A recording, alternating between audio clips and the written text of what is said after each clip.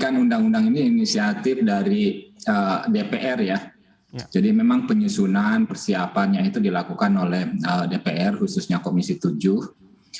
Sebetulnya kalau saya ingat-ingat bahwa persiapan ini juga sudah cukup lama di DPR. Saya pernah ikut salah satu FGD di DPD gitu ya, Komisi B kalau tidak salah waktu itu. Itu di tahun 2018 barangkali, jadi persiapannya sudah agak panjang.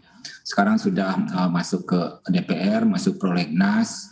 Secara resmi kami belum mendapatkan dokumen ya secara formal pemerintah dari DPR, tapi tentunya kami juga mengikuti lebih dekat tentang proses-proses penyusunan ini.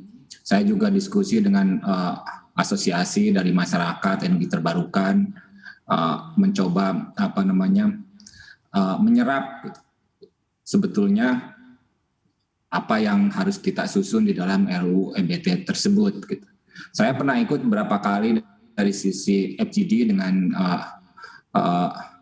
fraksi dari Komisi 7 di DPR.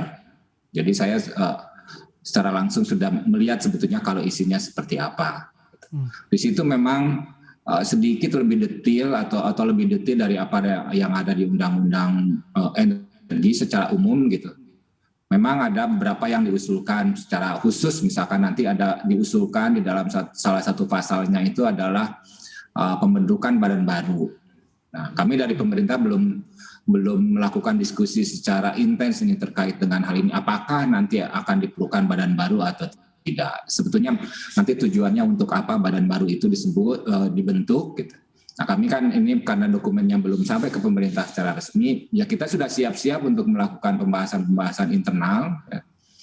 Badan baru, kemudian di situ juga misalkan yang lainnya itu adalah diatur secara khusus juga tentang ketenaga nukliran.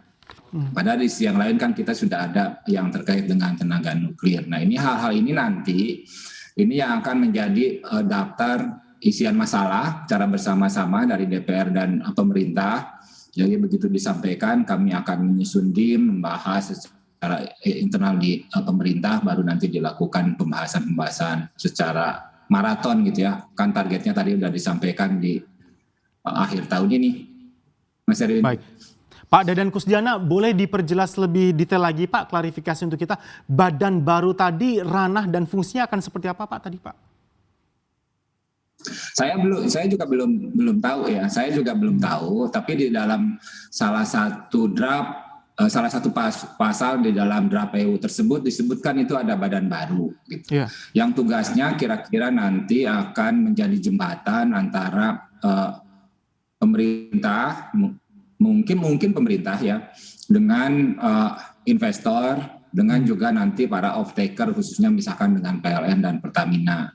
Jadi akan memastikan supaya isu-isu dari sisi investasi, isu-isu dari sisi harga EBT ini bisa dilakukan fasilitasi pembahasannya secara cepat. Nah, kami misalkan melihat di pemerintah pun sudah ada badan-badan atau lembaga-lembaga yang melakukan kegiatan-kegiatannya seperti itu, tugas dan fungsinya seperti itu.